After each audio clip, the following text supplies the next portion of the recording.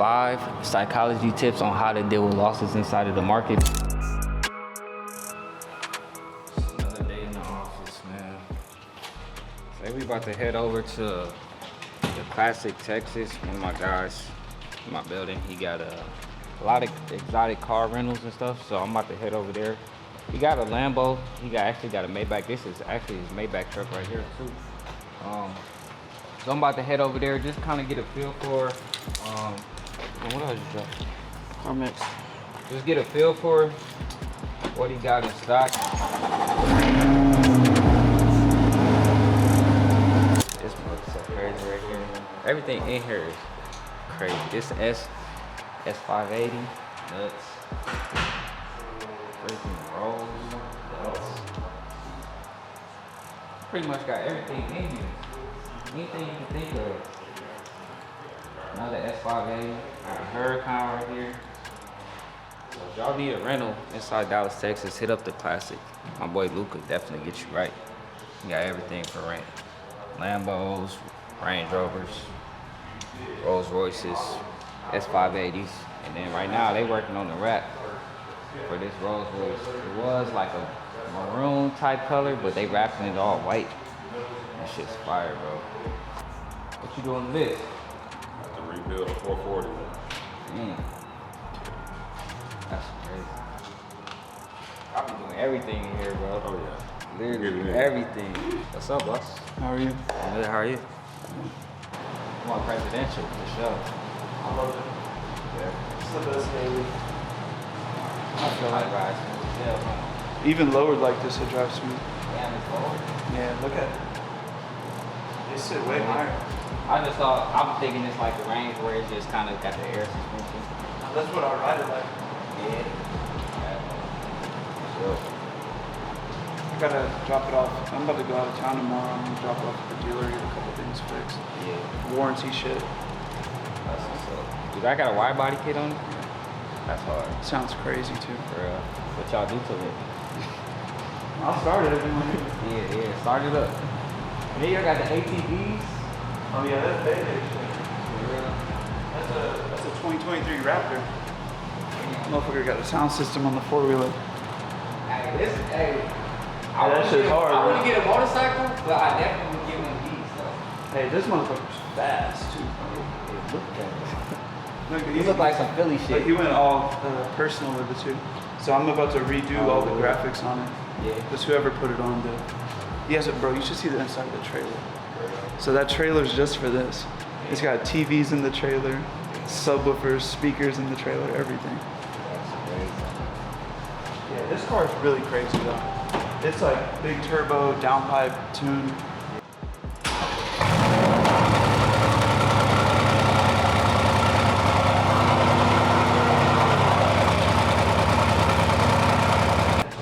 What kind of exhaust they got on it?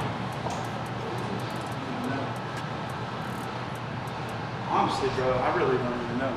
We got valves. We got, you can adjust it? Straight pipe? It has pure turbos, big turbos. Honestly, I don't know about the exhaust. It came to us fucked up, and we just fixed the body and all that. I redid the wheels. It's dirty though. I like it. Yeah, they were satin black, and we took them apart, kind of like I told you. Redid them. That's what's up. Hey, that's how I want my car to sound, my Corvette. I really need to find an exhaust for my C8 though. Find something to make that shit loud. 'Cause it's not loud enough. You can get you exhaust, bro. Depending on how much you want to spend. It's about what you're trying to do, what your budget. And also how loud you want it to be. Yeah, I want it to sound like good though. Like I don't want it to be like obnoxiously loud that don't sound good. I just want it to be like, you know, loud but still like sound real good and not like crazy. Like, For sure. You can make that happen. There's a lot of options. but I want the one. I seen one though that had the center exhaust. Yes. Like not the quad tips like just the regular Stingrays. It was like a center like the Z06. That's the one I really want. Or even if I could get some custom shit that's like just flowing out the center, that should be hard. I did that on the SPJ recently. Yeah. the SVJ, the custom exhaust we did on the SVJ. So he, you know, SVJ, the exhaust that comes out like on the bottom standard. He made it come out where the license plate is. Yeah. So we had to remove everything. It's just a center exhaust. Yes. I seen one on YouTube. He had like sort of how like the new Huracans come and they got the right by the license plate, the two exhaust tips. Somebody did that to their C8 and I was like, damn, that's badass. But they had to take out like everything in the trunk to do it. There's a company that makes a whole redesigned C8 rear bumper. Because not everyone likes it. You know how they did the license plate like cutout? I saw they redid it, but it looks nice. I seen one. It's called like I think Lehman's exhaust. It's a center one, but it's not out where the license plate is. But it's like on that center bumper though. This yours is nuts. Was this yours? The one you parked this one in the garage the other day? Yeah, there's another one with orange accents in it. Yeah, I know. That was my old neighbor, but I had seen another matte black one. I had this at the house the other day.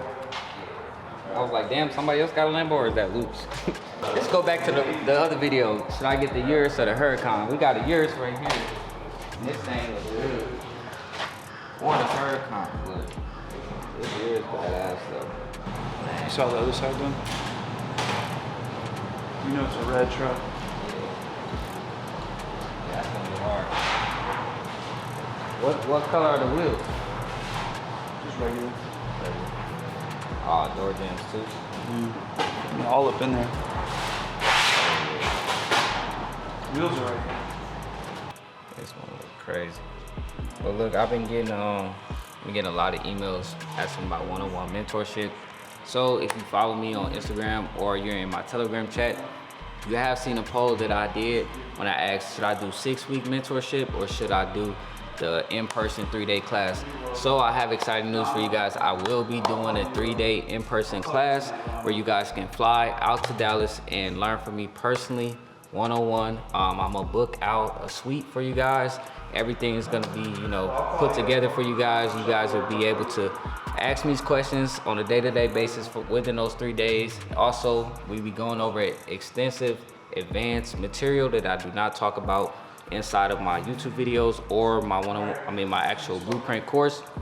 So if you're interested in that, send me an email at lidofx2@gmail.com and I'll get back to you. But based off of the one-on-one students that I have in my previous 6 weeks, I'm only accepting 5 students and I'm only accepting 5 qualified students. So you will have to go through an evaluation phase for me to even accept you as a student because I do not want to waste my time. I had previous students before that I felt like they didn't give their all. And honestly, I only want to work with people that want, you know, they want the same things as me, like shit like this. Be around, you know, stuff like this that motivate people or that inspire to have higher visions than what they currently have right now. So, but I still will be accepting the 6 weeks, but those are gonna be a lot more sacred. Like I'm only probably gonna take like two or three students for my 6-week mentorship. So if you wanna do the 6 weeks, then just hit the email in the description, which would be delitofx2@gmail.com, and I will get back to you guys. I'm trying to debate because even when I was thinking about getting the Lambos, like the Huracan or a Urus, but the Urus is like more practical, but then at the same You trade them time, both in and get a Urus. for real. Because a Urus, you can get a Urus for 85. It's a lot of car. It is, but You drove one? You can drive that bitch whenever you want. that'll help my decision right there. You think that could shoot flames? The Urus? Yeah. You can make any car shoot flames, you just don't want to. Like, I had a friend that had a GT3, right, Porsche, and he didn't want to put, he didn't want to take the cats off, but he wanted it to backfire and shoot flames, caught on fire. Because you don't want to shoot flames on a fucking stock cat. Yeah. Like that motherfucker over there shoots flames, but it doesn't have cats. Like all the McLarens and shit, they're like, bah, bah, bah, bah. It's actually bad for the car. Bam, I'm gonna have to ride in that Urus for sure though. That's gonna be a good test drive.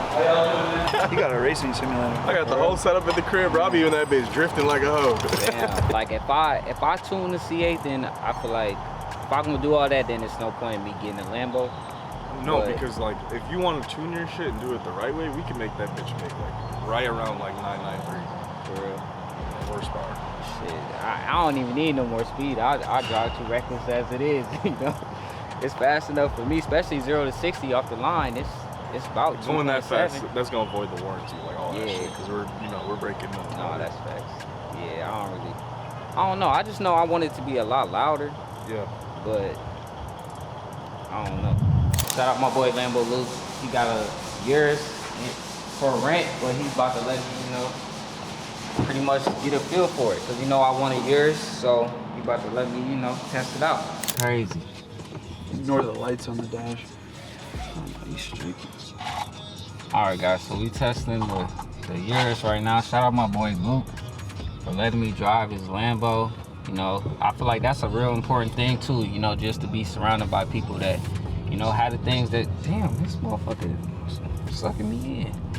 But being surrounded by people that, you know, have things that you want as well, you know, and that keeps me motivated because I know there's somebody always out there that has more than me. So we in the big years today, so we gonna see how this mug ride.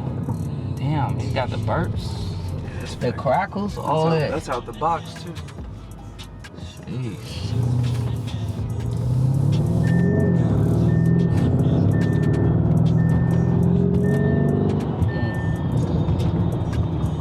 I know this one. What's the Strata mode? The like the loudest.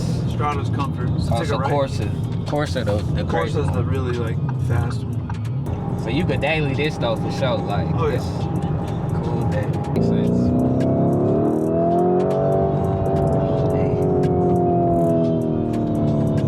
You got Drive this tuned? This tuned? No. Damn. Stock. Put it in Strata mode and just look at how normal it is. Damn, that shit quieted real quick. But you don't, truthfully, like, I drive it in Strata the majority of the time because I'm on the fucking phone. Like, I'm not Yeah. trying to. No, And that you makes get sense. like, yeah, of course, like the first time you ride it, you're like, oh shit, I want wow, you know, Right. but you get over it. It's like driving a C8 because it's like fast, but Being in the it driver's got- seat, how you feel though? You feel like in that bitch, right? yeah, for sure. Cockpit vibe. Yeah, most definitely. Damn, he just might have solidified my choice, guys. All right, so look, I want to show you guys this trade, just because I want to be just, you know, transparent as possible on my page, on my overall channel. So we did take a loss today on US 30. You can see here we had our stop loss. This was called in my signals chat, just so y'all could see here. Where are we at? Boom. So you can see stop loss hit, and then you can also see it happens. We'll get them back next time. So I want to give you guys 5 psychology tips on how to deal with losses inside of the market, because ultimately I lost the trade, but I was still right about the direction. But most people, where they go wrong is that they don't really know how to stop, right? So they don't understand the concept of letting the market hit your stop loss, and if it don't hit your stop loss, being okay with that. So most people kind of get so emotionally involved with it to the point where they can't accept the fact that they lost that trade. So like I said, I'm gonna be giving you guys 5 simple tips on how to deal with those losses. So tip 1, reevaluate your losses, right? So what I mean by reevaluate your losses is to go back inside of the market after the market is already played out. Like, don't go back as soon as like you got stopped out. Like, literally let the market play out, go back maybe the end of the night or towards the next morning and reevaluate that loss. See what you did wrong. You want to pay attention to the overall structure. So I talk about market structure on my channel all of the time. You want to go back and see, like, did you see the structure correctly, or was it a loss because you had your stop loss way too tight in addition to that overall structure? So you need to go back and evaluate, okay, what did I do right and what did I do wrong? Did I see things clear, or did I see things from a biased perspective, right? So if I'm only looking for sales and I'm so caught up on looking at sales that I don't see the buys, that's like a real emotional thing. So you got to be able to pay attention to say, like, at that moment when I took that, was I biased on that trade, or was I actually looking at the structure? So definitely pay attention and reevaluate that, and then also journal it. So you want to take a screenshot of that trade and then go back and write out, okay, this is what I was looking at in regards to why I pressed the buy or sell button. Doing this will help you tremendously, because then when the next trade opportunity comes, you're consciously aware of understanding, like, okay, last time I took a loss because I did this, I won't make that same mistake I won't make that same mistake again. So that's definitely a crucial tip to incorporate in your losses, right? Tip number 2, do not get emotionally involved, right? So even though you take a loss, it's okay. Like, you have to understand that trading comes with losses. Nobody's perfect. I'm not perfect. Anybody you watch on YouTube or anybody courses you watch, like, nobody's perfect. You have to understand that trading comes with losses. It's a part of the business. So think about the loss as like a business expense. So if I owned a restaurant, I know that I have to have expenses that come out of my business. So same thing in trading.